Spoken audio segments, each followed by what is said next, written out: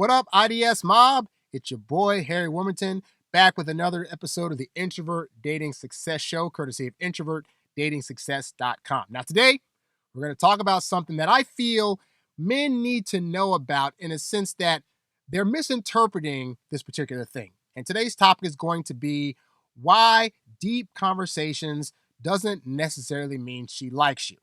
And I want to talk about this because this is a problem that a lot of men have, whereby they'll start talking to a woman and they're having a good conversation.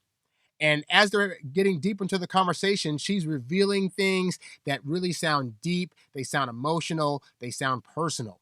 And for a lot of men, they'll interpret a woman doing that with them as indication of her having a growing interest or like in him. Now, does a woman that is potentially starting to like you, will she do those kinds of things? The answer is yes. But that does not mean that all women that you meet and talk to that are giving you these deep confessions of theirs means that they like you, okay? And we're going to go into exactly why that is. And so this all goes back to the way in which men communicate with each other, the way in which women communicate with each other, and then the mix-up that arises when they are talking to, when a man is talking to a woman and vice versa, okay? So let's go over this, okay? So picture it. You meet a woman, she starts confessing a bunch of stuff and talking deep to you, and you're thinking she likes you. Why is that? Why do you have this sudden feeling that she must like you on a deeper level than she actually does, and you're misreading what's actually going on? Well, let's talk about how men talk with each other. So when men gather together, typically the kinds of things that they talk about are usually very, to the outside world, it seems very surface level. So you meet a guy, for example, at like a random event. You go up to him and you start chatting it up. What are you guys usually chatting about? Chances are you're chatting about the weather, you're chatting about some kind of sports thing that's going on. And a big thing that guys like to talk about is facts. I am a fact junkie. I love learning interesting facts about music, about movies, about my city, about how the world works, about just little interesting things. And so men over time just gather a bunch of facts. And then when they meet other guys, they spit facts to each other. But why is this?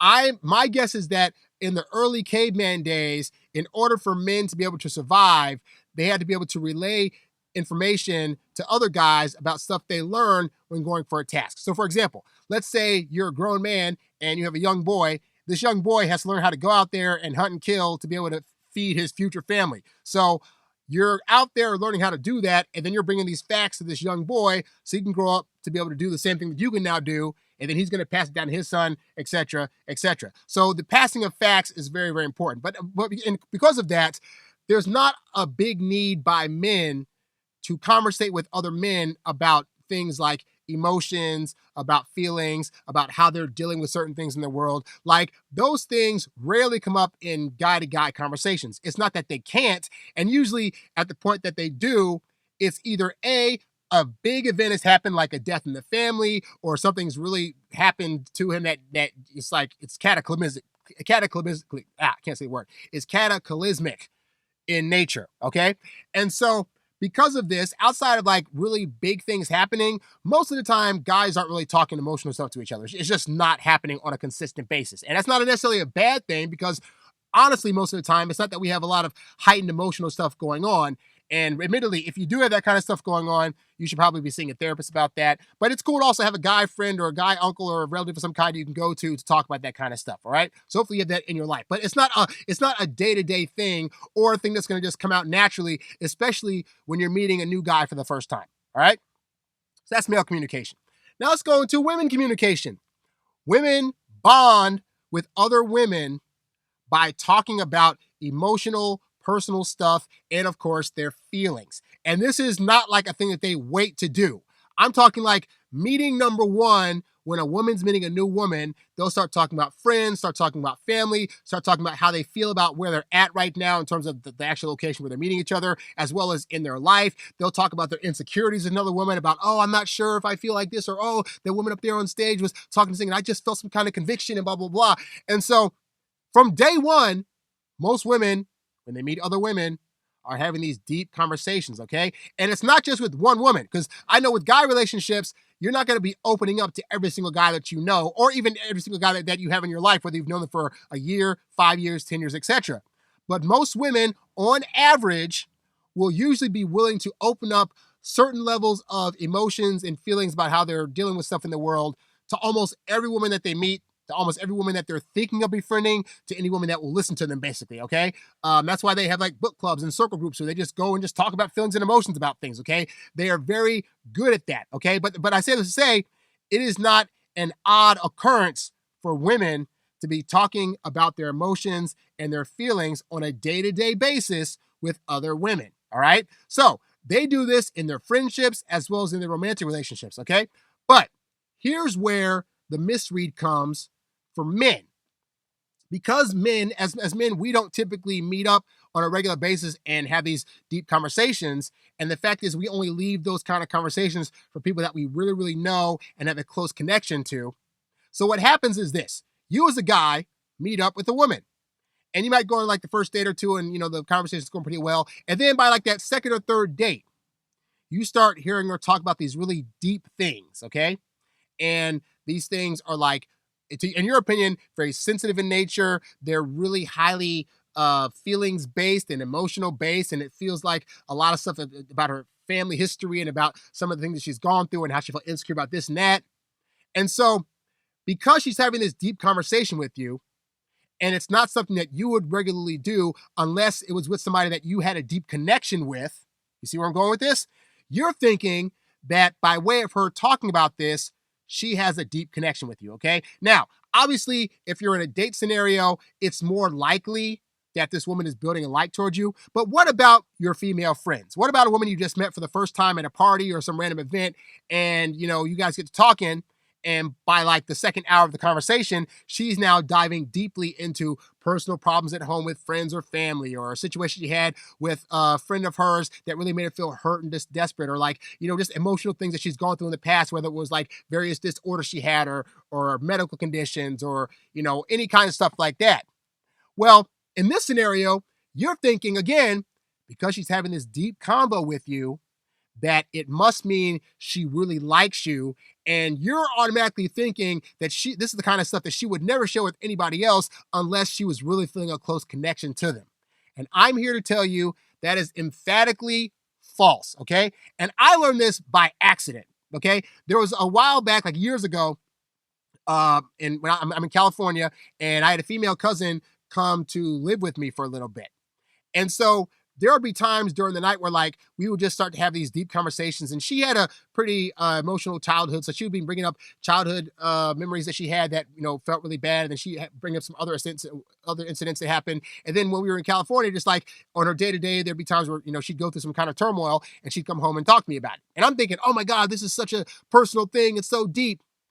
And then come to find out, she done called like 5 or 6 other people, mostly other women, to talk about this same exact thing that I thought was just so deep and personal that she'd only talk to me about it. So that's when I started realizing that, you know what? When I'm hanging out with these female friends of mine, and some of them at the time, I thought like it could maybe be something, or that I thought that they were starting to feel more for me than I had imagined because they were coming to me and just talking to me about all this personal, deep stuff.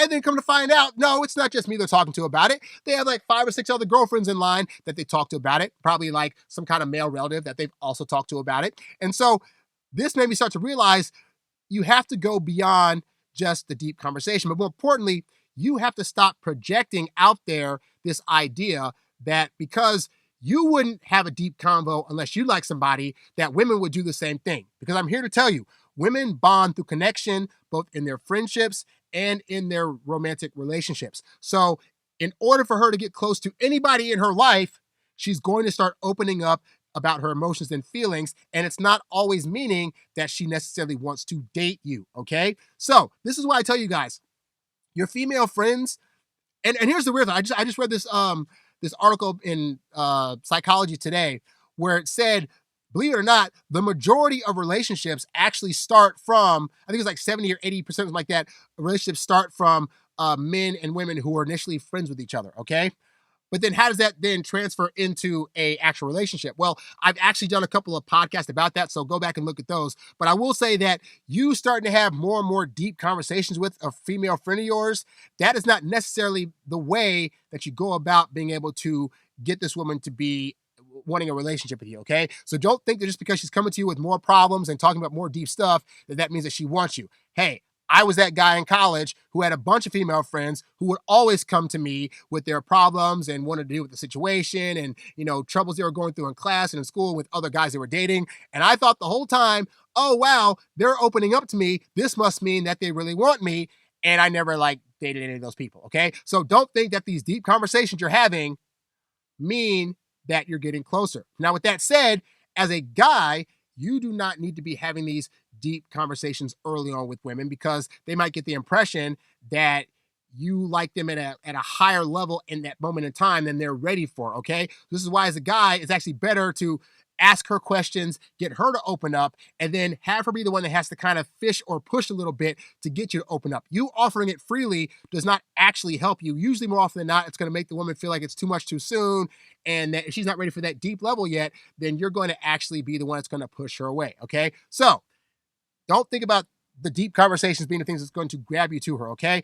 What's going to work in terms of being able to get these so-called female friends of yours into a relationship is doing actions. This is what I teach you guys time and time again. You want to start doing actions that indicate you're trying to actively push the relationship into a deeper level. So things like actually asking her on a date or starting to, talk to her more flirty. These are actions that you can do that will let her know, oh, he's trying to turn this into more than just a friendship.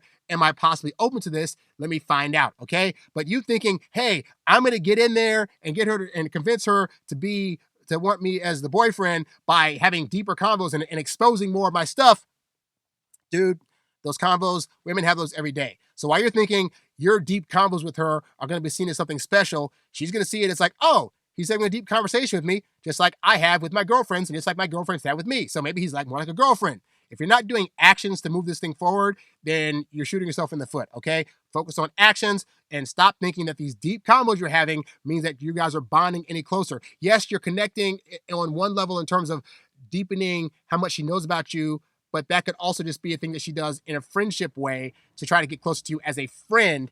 And if you're not doing actions and she's not doing actions back to indicate that there's more there, then your combos are all for naught, all right? So hopefully this helps you guys out.